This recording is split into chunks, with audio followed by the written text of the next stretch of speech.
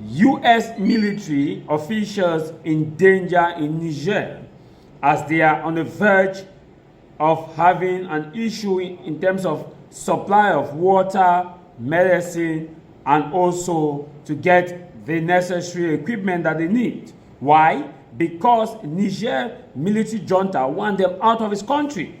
And now, last month, Niger President Abdurrahman Tiani announced that America's presence in Niger is illegal and asked that they should leave. They have refused to leave. Last week, hundreds of thousands protested in the northern part where the military base is, American military base, that they should leave. They have refused to leave. And now Niger has adopted the same tactics that they used to send away the French military in Niger, now in America military base in the country. First, according to Abdurrahman Tiani, the military junta in Niger, America did not sign a concrete accord that is mutually beneficial with Niger government. Second, that they have been asking for GPS location and satellite imagery for the positions of terrorists in the Sahel region that America has refused to give. And they claim that if America is there to fight terrorism, why is it that American government, who has a big military base in the country, who has all the latest surveillance technology, has refused to give them data so that they can go and flush out terrorists? The third is that the American military base that is in their country, the base is not paying anything. And that this cannot happen in America. That if it's in America, Niger cannot own a military base in America without paying rent, without also ensuring that they hold or they work in synergy with America's constitution. Fourth, that American citizens don't have documents and move freely in Niger, that all they just need to do is to identify that they're American soldiers, and that this cannot longer happen again because Niger is a country on its own, and whoever that comes to Niger must be able to have his legal document, and that's why they don't want American soldiers currently in Niger, and they want them to leave. Now, American government, they are slow in the process. They were on negotiation with Niger to see how they can negotiate. But the military junta has said that no way it will not work. Despite the fact that high-profile military officials and diplomatic officials have been sent to Niger to discuss with Abdurrahman Tiani, they have not had concrete way. Niger has vehemently refused to accept or to allow this military base in Niger because America's military base in Niger was there to fight against terrorism, as we were told. Instead, if you are there to fight terrorism, why is it that the home country will ask for data, footages, images that show the location of terrorists, that please give us, let us go attack, and you are refusing? It means something is not right.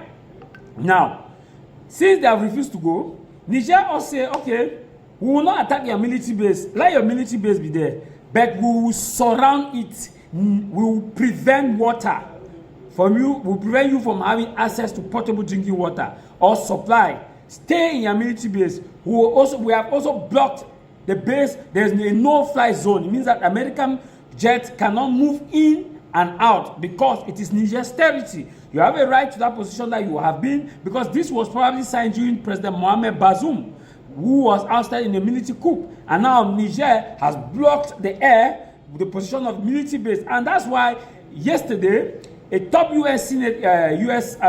Congressman, Matt Gaetz, published a letter that was sent by a whistleblower crying that they are in a deplorable condition, that they are lack of food, water, and basic and essentials, and they cannot get them because Niger government has prevented them from going out and from coming in. And so in this situation, what do you think about this?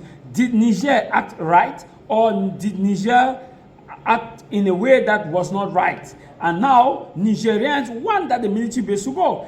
Personally, I don't see that military bases benefit any African country. In fact, it is going to be a dangerous pretense, or it's going to be dangerous if a foreign military base is in your country. Because in case there is a war, most of these countries that may not target the home country, they will target the bases in their country, and so therefore exposes the population into a total collateral situation. And so I personally don't like the presence of military bases in any African nation, because And also, when American soldiers are getting into Niger, they don't have passport, they have their own terminal, they use their own terminal, which is not supposed to be. Nigerian military cannot do that in America. No military can do that. Why is it that they want to do this in Africa? It is high time for Africans, leaders to stand up and say no to this, because in Ghana it's the same thing. US soldiers get into Ghana uncontrolled. They don't know the number of ammunition that got into the country. They don't know how to regulate it, and that's why you keep seeing terrorists with sophisticated guns and weapons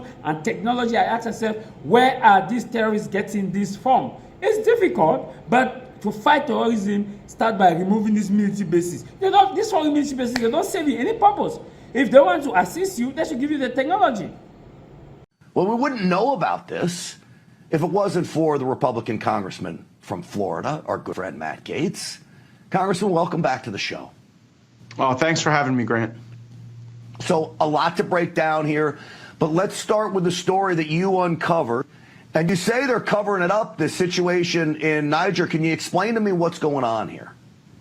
There was a coup in Niger. It'll surprise no one that we trained the coup leaders. And before that coup happened, you had Biden and Blinken claiming that Niger was going to be the centerpiece of their Africa strategy. We've sunk billions of dollars into this country. We have a $500 million base there. And the troops who are there, some of them are my constituents. And they've reached out to me to say, Congressman, because the government here changed, we no longer have permission to get food and clean water and medicine.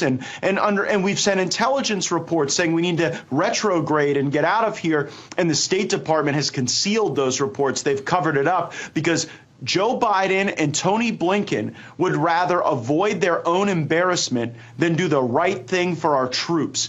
They're having to plan whether or not they're going to evacuate through Ghana if, in fact, some Benghazi-style attack occurs. So I know Niger is not a country that people think about regularly, but think about those 1,100 troops who are over there wondering what's going to happen to them when they run out of medicine, abandoned by Joe Biden. Yeah, and so, look, we know it was under the Obama administration with an inept State Department run, of course, by Hillary Clinton. Joe Biden was right there as vice president. You think we're out of line by saying this could fall into another Benghazi situation? And then what do we do? I don't have any faith with this commander-in-chief to get our men and women out of harm's way if that were to happen. It could be a Benghazi. It could also be a situation like at the military installation in Afghanistan. You see, if we retrograde our equipment soon enough, then it won't fall into the hands of ISIS or Boko Haram or some hostile entity, either government or non-government. But when we have to make these hasty decisions because we're unable to confront facts, that's when Americans really fall into grave harm. And the thing that boils my blood is that any responsible person would say the first thing, the most important thing is the safety of our troops. The most important thing is not whether or not Joe Biden and the Secretary of State Tony Blinken are embarrassed for burning billions of dollars in Niger that now won't result in a safer security apparatus in Africa or anywhere else.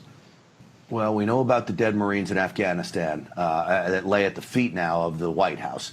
Sadly, I don't want to see this happen in Niger. If that were to happen, it would be another travesty. All this, of course, connected to just absolute chaos. I mean, Matt Gaetz, what we're seeing now never would have happened under President Trump. I know we all say that, but we had peace basically around the world. It is a disaster. You guys are taking up this foreign aid bill, $95 billion. What do you make of it? Problems? You okay with it? Where do you stand?